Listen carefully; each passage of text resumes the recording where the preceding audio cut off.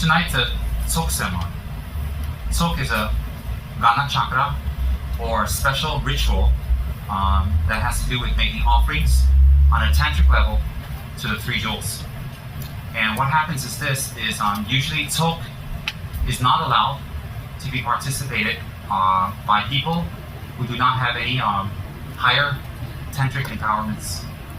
And there's many reasons for that. It's not an exclusive club or some sort. It's not something that you separate or you make bias. It's not that.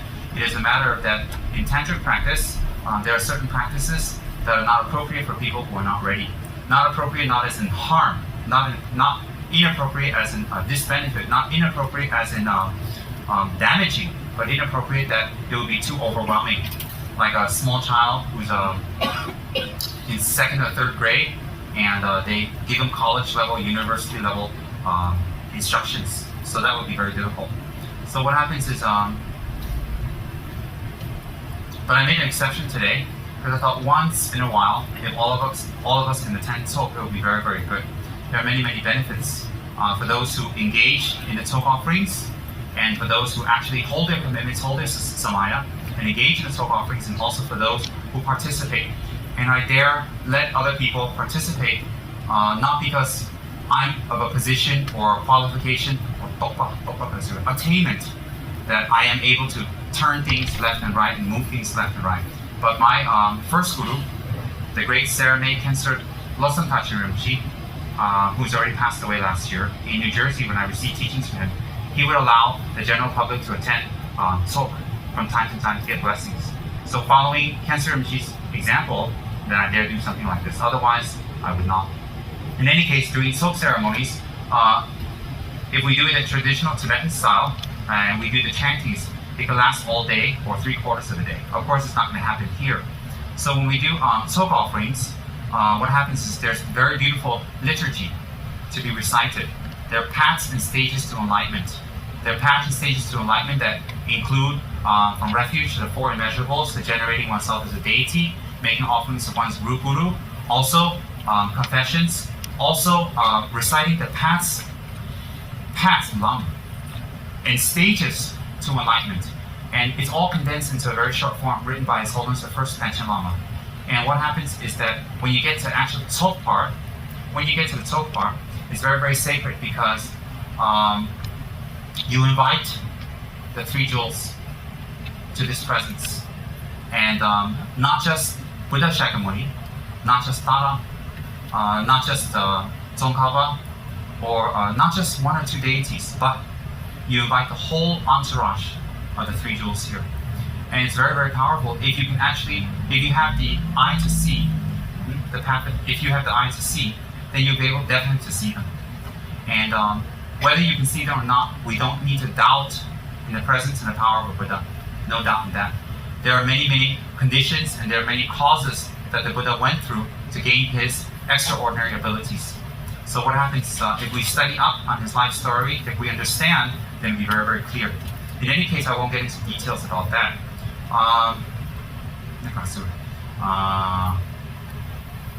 When we invite the three jewels, then the Tantra practitioners themselves, it is assumed that the most important is that they have very strong Guru Samaya. They have very strong Guru devotion.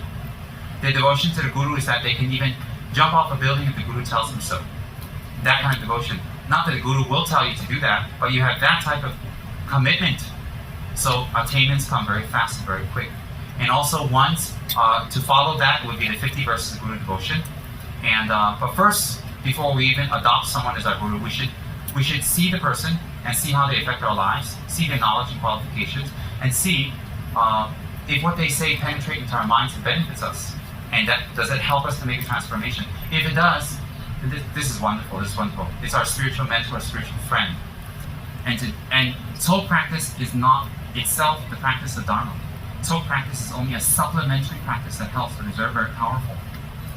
So what happens is when we do Tsog practice, the tunes that are sung are ethereal.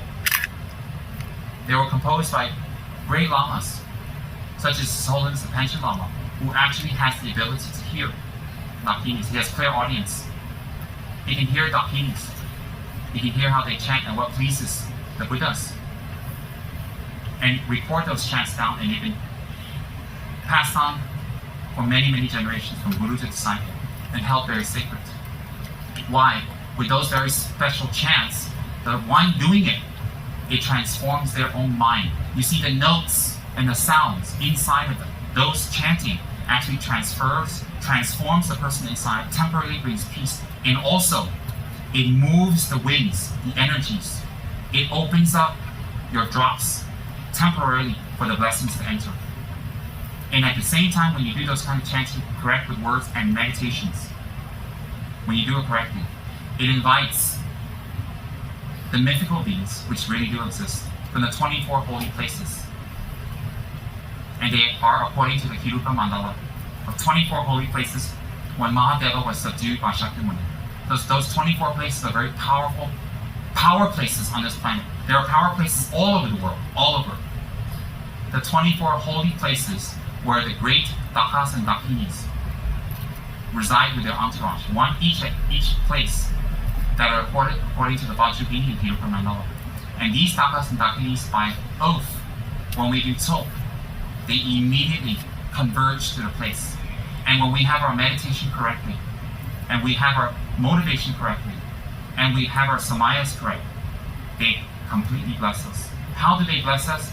Each time we do Tsog, our minds transform. We let go of anger, we let go of hatred, we let go of intolerance, we forgive. You'll see your mind transform and change. A blessing is what? A blessing is some healing comes about in you. And healing comes about in your physical body. Healing. You know, they don't have to be monks either when they go to a forest or whatever. They receive teachings and initiation from their teacher after training.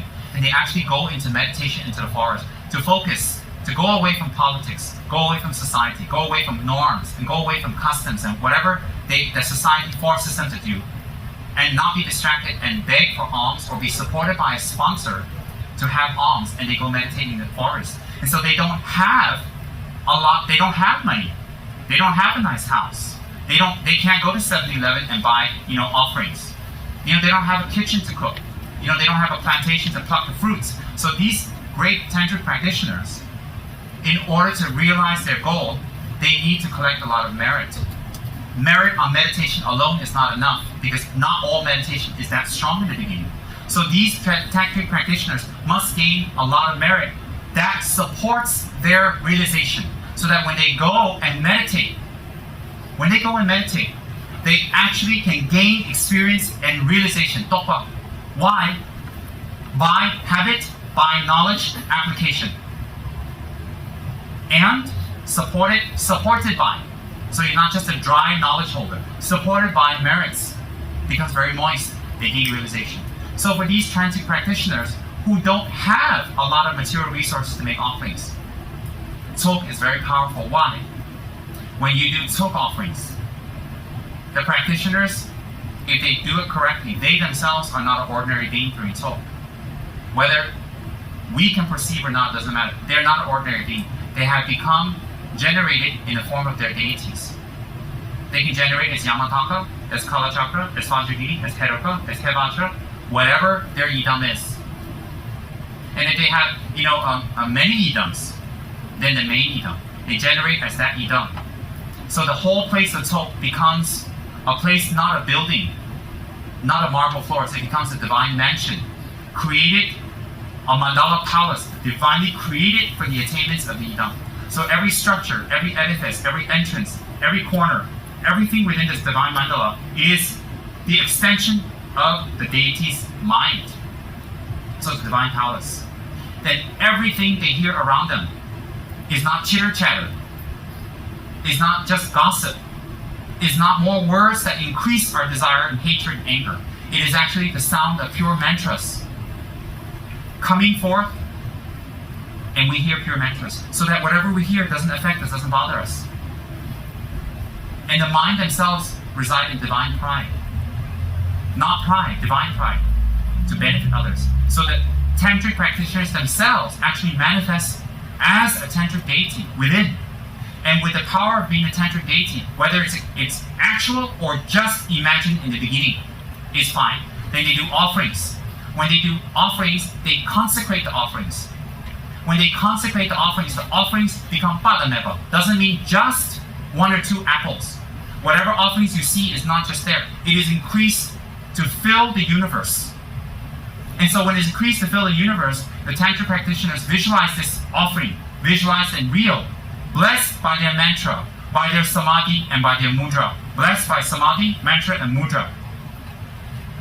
Empowered by their Buddha devotion, and made firm by the realization of the 3 principal paths.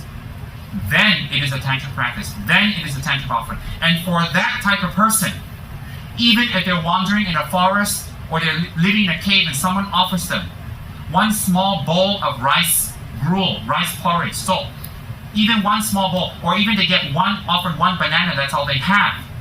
If they do a Tsog offering, to you it looks like 1 banana. To you it looks like 1 bowl of rice or a porridge. But actually, to the Tantric practitioner, it's been blessed and purified to increase filling the universe.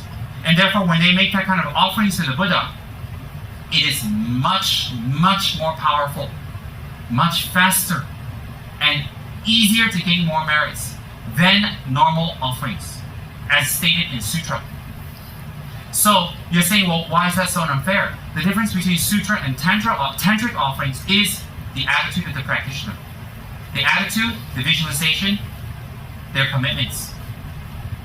So when they do a Tantric offering, it is very, very blessed because the offerings are increased. So this person who's actually in a cave doing offerings with just 1 banana, or stupid me hanging out at home offering hundreds of water bowls to the Buddha every single day, their banana will be more merit than my hundreds of silver water bowls. Why is that? Because they are transformed it by mantra, mudra, and siddhi.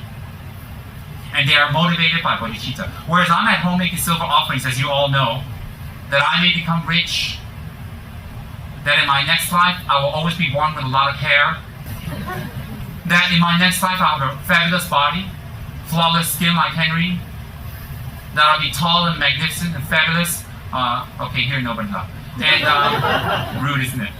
And that CG temple, that I have magnificence, that I have great intelligence and wisdom, so that they don't call me angel. Oh, sorry, Dumblan. And that I'll have lots of money. Lots. I want to be born in money. I want to be born not really in money, just lots of money. And that I never have to diet and I stay skinny all the time. And I have great parents. They love me. They let me do anything. They give me a house in Monaco. They give me a house in Tokyo. They give me 2 houses in Hong Kong. 1 house in Penang because I like the hills up there. Let me see where else. Maybe a house in New York so I can have fun. And everything. And there are people out there that have that. There are. And so when I make these offerings, I make that kind of prayer and I make that kind of wish, because you're making it to the Buddha, it will come true. That will happen. That is possible. But once that happens, once you experience it, it's over. And once you get it, what you do with it doesn't mean you do something good.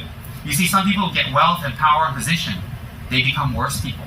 They abuse it, and they create even more negative karma. Having those things doesn't necessarily mean it's a result of good wishes and good karma. It's not a result of karma. It's a result of karma, not merit. Different. So what happens is when you have these wonderful things, then every single person in the world who has everything, who's beautiful and fabulous, and they have a great body, and they're rich and they have fame, they should be very happy. They should be extremely happy. Their happiness is unending. If they were so happy, we wouldn't have all these trashy, horrible little magazines writing about their unhappiness. That they're getting divorced for the 7th time and they're getting married for the 8th time. That they're getting a sex change, or that they lost $60 million, or you always hear about something. So they wouldn't be unhappy. There would be no unhappy rich person in the world. That's not true. But that's the same for poor people. There's no unhappy poor people. There is no that's not the basis for happiness and unhappiness. That's not the basis. So when we make Tsog offerings and our motivation is correct, especially our motivation, and even if we're not realizing, we do the ritual according to the way our Lama has empowered us, has so kindly empowered us. Even if we're not attained and we believe and we just do it to the best of our ability, it becomes padameka, becomes something that is totally, it fills the universe with this offering. And when we do this offering, twice a month is Tsog. The 10th and 25th. The 10th is Vajrayini Day. Every month. The 25th is Hiruka Day. Every month. And these are the days of dakinis are hanging around, waiting to get on the cloud to come and bless you. So when you do the rituals, when you do the prayers and you invite them, they come. They come and they bless you, and they come and they tap you and they touch you and they do everything. Wonderful, very powerful. So when Tantric practitioners make offerings, it brings great merit for the place, for the people. Even some of you who don't attend Tantric practice or Tantric teachings or whatever, it doesn't really matter. Let me tell you. So everyone should donate $1 or $2. Whatever you can afford. Donate to the center so they can buy offerings, put you in it. Why? Every 2 weeks it will be done, it will be dedicated.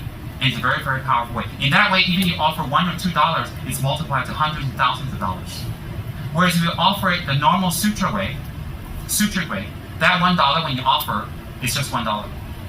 So Tantra is very different. That's why Tantric practitioners, they gain realizations very quick if they do the practices correctly, not simply that they got initiation. Why? The ability to collect merit, the ability to transform the mind, the techniques and methods are much faster. Why is it much faster? Because Buddha Shakyamuni knows that during the Kali Yuga times, which is now degenerate times, for us to practice Dharma will be much harder than before. It is said in the Vinaya, one day now for us to hold the monk vows, the merit generated is equivalent to Buddha's time where we held the monk vows our whole life. Why? Due to time and degeneration. Time. These days, you ask people you want to be a monk, before you can finish your sentence, they're gone. They're out of here. And if their parents find out that you made a little princess or prince, a monk or nun, they're gonna come get you. You're not a Rinpoche anymore. They're gonna come hang you. They come with nooses, guns, cannons. They're gonna come get you. But you see, during Buddha's time or even before, if you say you can be a monk, everybody folds their hand. They want to be your sponsor. They want to offer robes and food to you. They want to give you dana. They're very, very happy. Why? They know the virtues of it. Degeneration comes when you want to do... Degeneration is when you want to do virtuous work and the tide is against you. When you want to do virtuous work and the tide is for you, that is a meritorious time.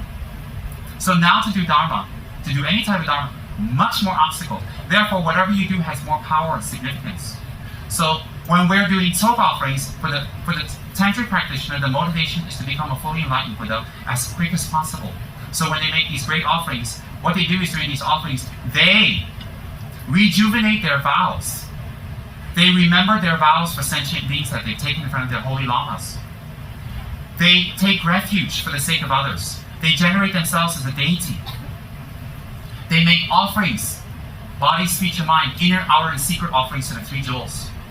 And they dedicate that for sentient beings. And during the Tsog offerings, they also make confessions of any downfalls so that this downfall doesn't affect their practice for the benefit of others. And when they do the practice, the three jewels all appear. All appear. And for those without initiation sitting in the crowd, you're thinking, well, I'm not a Tantric practitioner, what happens to me? No. The sun shines on all, whether you accept or not, whether you know or not. Like that, the Buddha's blessings shines on all. So even people who are able to sit with the Tantric practice, long or short, never mind. Tomorrow you're a little bit tired, be tired. Be tired for a blessing. Be tired for good results. If tonight we dance the whole night, and we're tired tomorrow, that's a useless type of tired. It's no benefit. But if tonight we're tired because we meditated and we prayed and we recited mantras and we thought about the kindness of our parents. If we recite tonight and we're a little tired late, never mind. Those of us who have received initiation but doesn't know how to do Tsok yet, never mind. You do your Yidam's mantra 3 times the normal times you usually do it. That will cover. Being in Tsok will be good enough. So let's say that your Yidam is Vajragini, let's just say. And normally you do 21 mantras a day. Then on that day, you triple that. 63. You can do more. And if we miss Tsok, that's what we should do. But we should miss Tsok. We should not miss Tsok. Tsok is very important. Very, very important practice. And if we make our priorities right, we won't miss it. And also, when we do this part, there are many Tsoks. There's Yamataka Tsok, Heruka Tsok, many types of Tsok, many types. But within our system, a Tsok that covers everything. The Tsok that covers everything is a Lama Chopa. Lama Chopa is Guru Puja, or making offerings to the Guru. Guru means what? The guy sitting in front of you in a white robe and screaming and shouting at you, telling you you're nasty. No, that's not what it's referring to actually. the Guru Tsok or the Guru Puja. Puja is purification. Purification. Guru is what? Guru represents every single enlightened being who can bring you to enlightenment. So the Guru Puja is making offerings to every single enlightened being. Chok Chu, 10 directions. Yusum, 3 times, past, present, and future. All enlightened beings who exist, past, present, and enlightened beings, even in future. We make offerings of song, praise, confession, reciting the paths of Lord Buddha, to remember, and also offering the actual offerings to the 3 jewels. And that is manifested as our Guru Lama Tsongkhapa, who completely reigns over the 3 jewels. So this type of practice, Lama Chopa, is very, very powerful.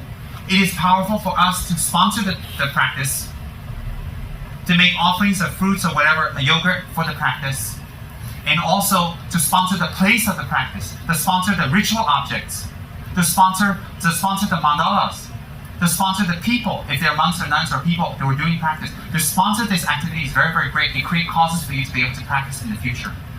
And during Tsog Puja, whatever anger you have, whatever unhappiness you have, whatever doubt and jealousy or whatever you have, all of us do, to let go. And to leave today's puja released, let go, to be happy, and to make people around us happy. Even if it's not genuine happiness, but to create that atmosphere by starting somewhere. When we leave puja today, all the things that have been upsetting us, we've been holding on to, we want to get revenge for. And we're bitter about something. We've been holding on for a long time or a short time. We should let go, because during the puja, when we let go, the Dakinis can bless us even more. How can they bless us? Your doors open. Your psychic channels open. They're blocked. You open them by forgiving,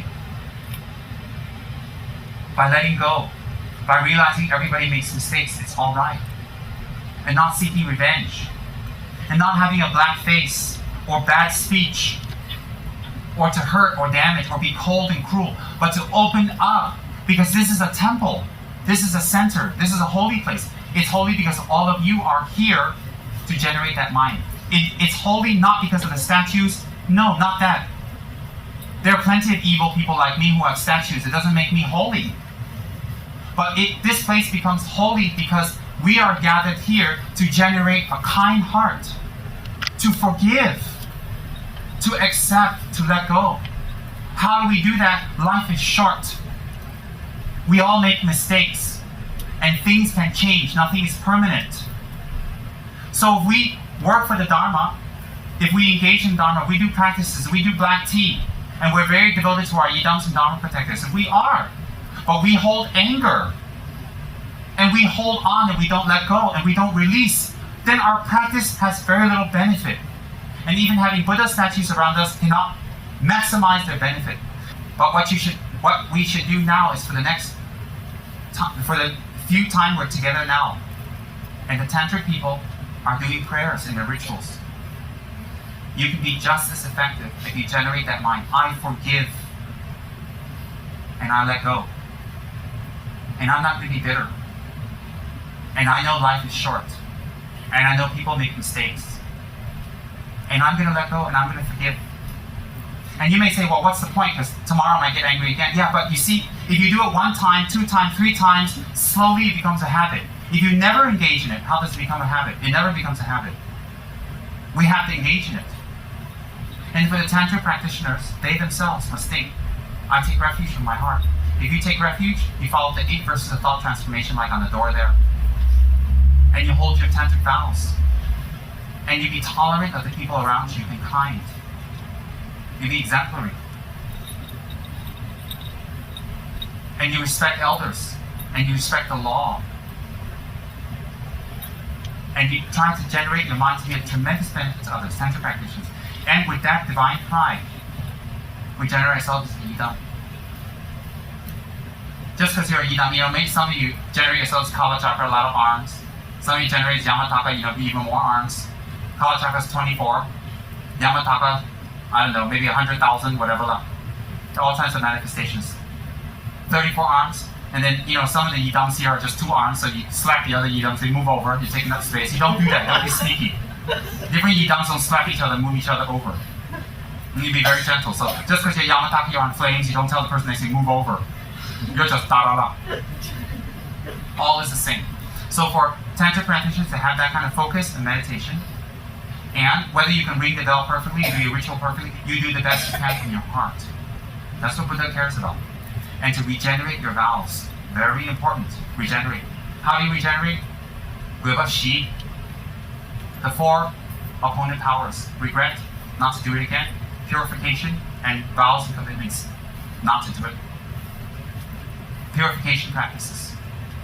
We should do that as Tantric practitioners, so-called. That's very important.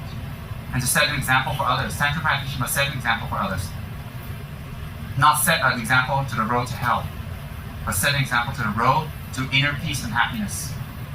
And remember, this particular Tsok is extensive. It's done every 2 weeks in all the great monasteries. Whether it's the great Ganden Monastery, or Sarah Monastery, or Drepung. Drepung has over 3,000 monks. Sarah has over 3,000 monks currently. Ganden has over 2,500 monks. All the nuns, even His Holiness personal monastery, Namgyal-san, Gyume, upper and lower tantric college, upper tantric colleges, Dashilumpo. Everywhere, every 2 weeks, this ceremony is performed and done to generate peace and happiness for everybody who are concerned. And to be there also plants the seeds of us to receive initiation and practice it in the future. It's incredible. Even attending Tsog for you present, let me tell you something. It purifies your negative karma. It purifies your obstacles. If you have spirits chasing you and disturbing you, it chases them away. It makes stop their harm. Your body becomes clean. Your mind becomes fresh from thinking about compassion. Even for people who are able to sit in Tsog, it's very, very powerful. Very, very powerful. That's why you guys are very privileged.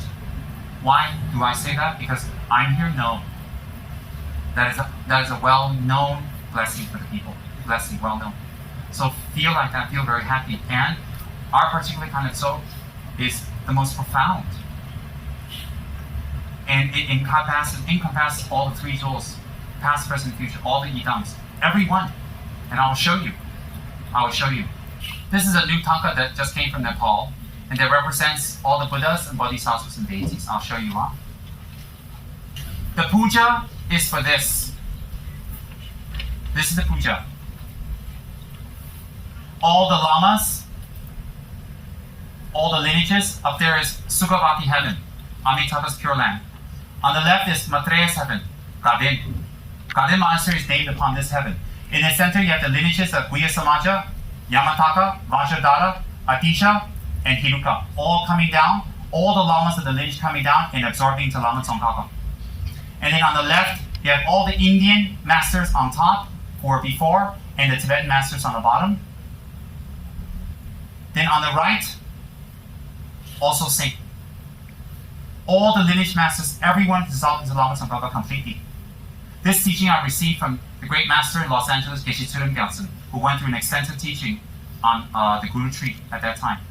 And then in the center, you see Lama Tsongkhapa holding a begging bowl. He's a monk, pure meditator. And with Buddha Shakyamuni in his heart. Within that is Buddha Vajradhara, complete. And then on the top, you have the yidams, all the high tantric yidams.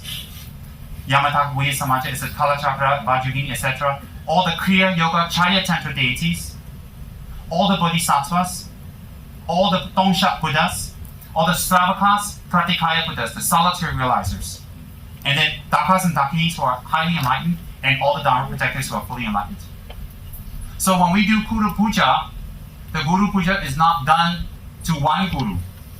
It is done to the entire refuge tree. So our particular Tsog is all the Buddhas. So when you give $1 or $2 and we do puja here, it's multiplied to the 10 directions and offer these guys. Because you know what?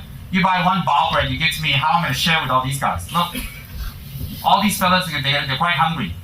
How to offer one bao bread? Then you guys buy one Coca-Cola, you give here, I offer Tsok. Yeah, how do you drink? Tsongkapa's the boss said, give me the Coke. The other guy's like, oh, what about me? How? So we have to multiply the Tsok into great amounts and offer to all the Buddhas. And every single Buddha, every 2 weeks, we make offerings of Tsok too. The offerings of food, objects, sight, sound, sensory offerings from our attachments, our body, speech, and mind, our generation of bodhicitta, an altruistic mind, regenerating our vows and offering our vows up, offering the merits we created up to dedicate for others. So when we do a Guru Puja Tsok, this is what we're praying to every 2 weeks, all over. So, it's not one little Buddha, it's all the Buddhas. It's not one Yidam, it's all the Yidams. So none of you can come and say to me, well, my Yidam's not up there. Definitely it's up there. Definitely. There's no other Buddhas that exist beyond this. This is recorded. Alright, so what happens is, this is it. This is the Guru Puja we do every 2 weeks for so. Kanten Sera, Drepung, Tashi Lumpo, Yutu, Yume, all. So when we make offerings, it's wow. Think about that, how fantastic. So when they do tantric rituals, they're praying to this. There's no puja more superior to this in general. That's right, the great monastic universities, the great masters do this all the time. So this is what we're doing too, and I just let you guys know.